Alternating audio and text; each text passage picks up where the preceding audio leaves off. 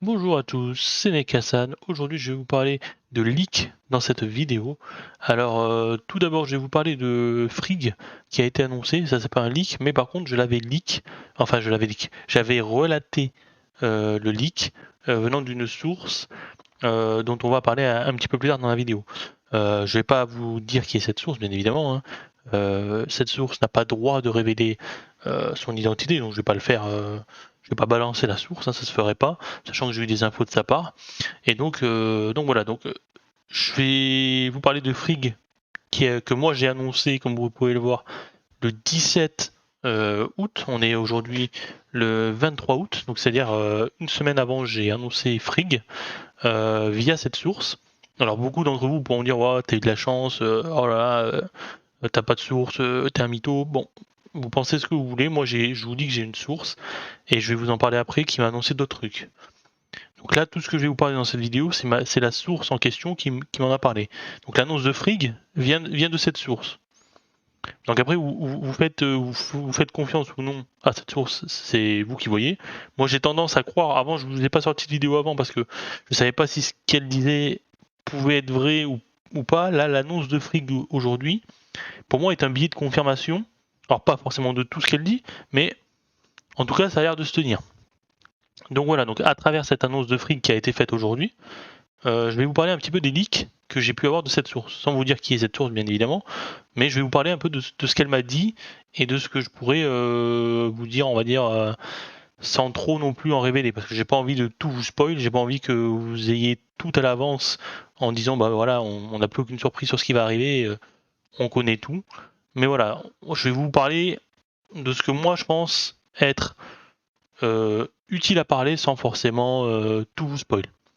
Donc premièrement, comme je vous disais, l'annonce de Frigg, vous avez pu le voir, je l'ai annoncé, j'ai annoncé le leak de ma source il y a une semaine.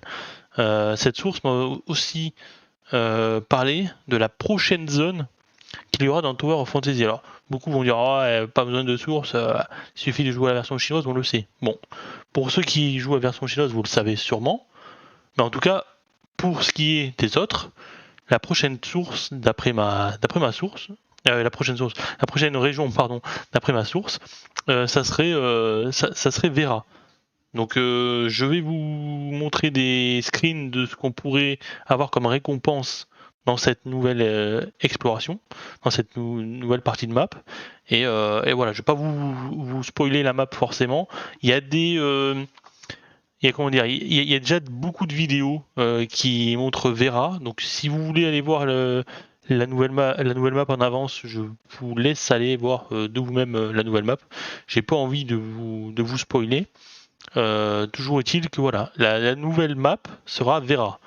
Après, j'ai pas envie de vous dire à quoi ça correspond. J'en avais déjà parlé un petit peu dans ma première vidéo guide où je vous annonçais un peu ce qui se passerait avec les planètes, tout ça et tout. Voilà, je vais pas trop en dire, mais je vais vous afficher un petit peu à l'écran certaines récompenses qu'on pourra avoir du coup dans cette nouvelle zone, pardon. Et donc dans cette nouvelle zone, on peut y voir qu'on a des nucléus rouges. Des nucléus rouges. On a aussi des matrices rouges pour la manière tempo. Donc on voit que le jeu est quand même assez généreux, hein. Ils auraient pu continuer à nous donner des vœux de la perma, mais il nous donne un peu des vœux de la tempo et des matrices de la tempo, donc ça peut être cool, et puis on voit aussi des points légendaires aussi, comme on peut voir ici. On peut voir aussi des reliques SSR. Donc voilà, donc je trouve qu'ils sont assez généreux sur l'exploration de cette nouvelle zone, et pour ceux qui aiment l'exploration tout comme moi, ça fait quand même pas mal de contenu. Alors après, est-ce que cette nouvelle zone va arriver dès l'arrivée de Frigg? Avec Frigg, je ne sais pas. Ma source ne va pas confirmer cela. Elle m'a dit que la prochaine zone sera Vera et qu'elle n'avait pas la date exacte de sortie de cette nouvelle zone. Elle m'a dit que ça pourrait arriver avec Frigg comme ça pourrait ne pas arriver tout de suite avec Frigg, sachant que entre, on va dire, ouais, entre l'arrivée de Vera et en fait amener Frigg et Vera en même temps, je trouve pas spécialement ça très cohérent, sachant que on la voit déjà dès le début, Frigg, donc elle n'a pas de rapport avec Vera. Donc est-ce que ça va être En corrélation, je ne pense pas, je ne sais pas, je pourrais pas vous dire. En tout cas, moi, de ce que j'ai compris, les sorties de personnages ne seront pas du tout, comme vous l'avez compris, comme la version chinoise, et même elles sortiront en fonction du lore. Donc c'est-à-dire que il va y avoir l'arrivée, selon moi, hein, ça c'est pas ma source qui l'a dit, mais ça c'est selon moi, il y aura du coup l'arrivée de Frigg, ça c'est sûr, c'est la source qui m'en avait parlé. Après, je pense qu'il y aura Cobalt et ensuite Claudia. Et non pas Claudia et Cobalt. Je pense que dans le lore, on a déjà vu Cobalt dans une des missions qu'on a faites. Et je pense que du coup, si vous avez avancé dans l'histoire, vous savez qu'à un moment donné, on croise Cobalt. Et je pense que Cobalt va sortir avant Claudia. Alors, je peux me tromper, hein, ma source ne m'a pas du tout parlé des bannières qu'il y aurait après Frigg. J'en saurai peut-être plus tard, mais pour l'instant, à l'heure actuelle, je n'ai pas d'infos sur ça. Mais selon moi, ce sera Frigg, Cobalt et Claudia. Voilà. Et donc là, on va arriver sur le dernier sujet et le dernier leak de cette vidéo. Je vais vous parler d'un nouveau perso qui était, entre guillemets, leak sur la version chinoise. Alors vous allez me dire, mais pourquoi tu nous parles d'un perso qui va être potentiellement sur la version chinoise bientôt, sachant que nous, on est à peine au début, et voilà. Justement, parce que ça fait référence à Cobalt. Il va y avoir un nouveau perso que je vous mets à l'écran. Là, ce que je vais vous mettre à l'écran, c'est le nouveau perso qui a été annoncé. Donc c'est un sniper de feu, comme vous le voyez. On n'a aucune idée si c'est un DPS ou pas. A priori, ça serait plutôt un DPS feu. Et un sniper. Donc du coup, sniper de feu, DPS. Pourquoi je vous en parle maintenant? Parce que si ça arrive vraiment sur la version chinoise, au vu de ses statistiques, vous pouvez voir qu'elle a quand même de très bonnes statistiques, que ce soit en recharge d'énergie ou en cassage de shield, c'est quand même correct. Je pense que ça pourrait faire de l'ombre à potentiellement Cobalt. Alors après, voilà, j'ai pas envie d'épiloguer sur oui, est-ce qu'il vaut mieux invoquer sur Cobalt ou attendre peut-être ce nouveau perso. On ne sait même pas si ce perso va sortir, donc pour l'instant, il n'y a pas de matière à avoir des doutes sur l'invocation pour Cobalt. Mais pour ceux qui hésiteraient à pull sur Cobalt, dites-vous que bon, déjà il y a Ruby qui arrivera plus tard, ça on le sait, mais potentiellement ce perso-là pourrait être aussi très bien. Donc c'est pour ça que voilà, si ma théorie se confirme qu'on a Cobalt après Frigg, est-ce que Cobalt va durer longtemps dans la méta ou va être détrôné par ce nouveau perso snipe de feu?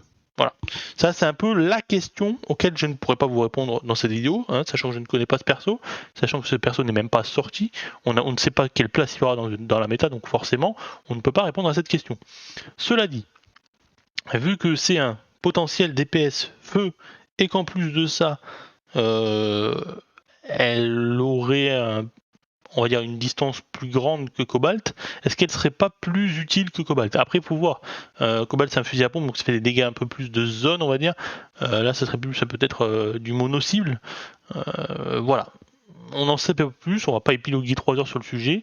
Tout ça pour vous dire que potentiellement Cobalt, je vais pas dire qu'elle va aller à la poubelle, mais potentiellement Cobalt va perdre de l'intérêt si ce personnage-là sort et que on le voit arriver sur la globale. On va dire, bon après il y a quand même, entre ce que nous on a et ce que la chinoise a, il y a quand même beaucoup de persos qui vont sortir entre temps, donc si on l'a, ça sera peut-être pas d'ici avant l'année prochaine. Donc en soi, même si vous invoquez Cobalt dans 2 ou 3 mises à jour, c'est pas un drame, je pense que vous y perdrez pas. Mais sachant que Cobalt, d'après ce que j'ai compris, pour qu'elle soit vraiment bonne, il faut pas mal de doublons. Est-ce que vous voulez doublonner un perso que vous utiliserez peut-être même plus dans un an?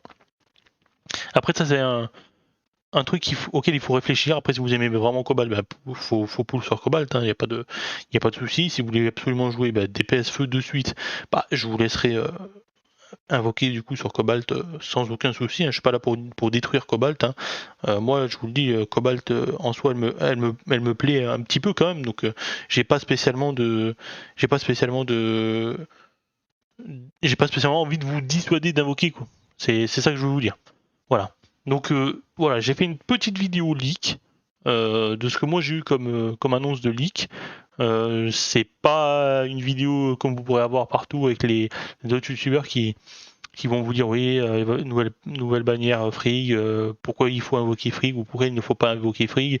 Non, moi je vous dis pas ça, moi ça vous faites comme vous voulez, vous invoquez sur qui vous voulez, ça restera toujours comme ça. Tout ce que je voulais vous dire, voilà, c'est ça, c'est vous annoncer potentiellement ce qui allait arriver. Voilà, donc sur ce, bah moi je vais vous dire que c'est une fin de vidéo, juste pour vous préciser que bah voilà, je ne sors pas, comme vous avez pu voir, des vidéos tous les X temps par semaine. Je ne me fixe pas spécialement d'impératif. Je sors des vidéos quand je trouve ça utile. Là, je trouvais ça utile parce qu'il y avait des choses à dire. S'il n'y a pas de choses à dire, je ne vais pas spécialement sortir de vidéo. Par contre, je stream très souvent et on va stream dès mercredi pour l'arrivée de Sumeru. Donc ça n'a rien à voir avec Tower of Fantasy, mais du Genshin Impact Sumeru mercredi à 19h. Donc vous pouvez me retrouver sur ma chaîne Twitch à 19h mercredi en live. Ou alors, pour du Tower of Fantasy, ce sera les autres jours. Voilà. Donc sur ce, je vous le dis à la prochaine. Merci de m'avoir écouté. Et on se dit à plus. Tchou tchou.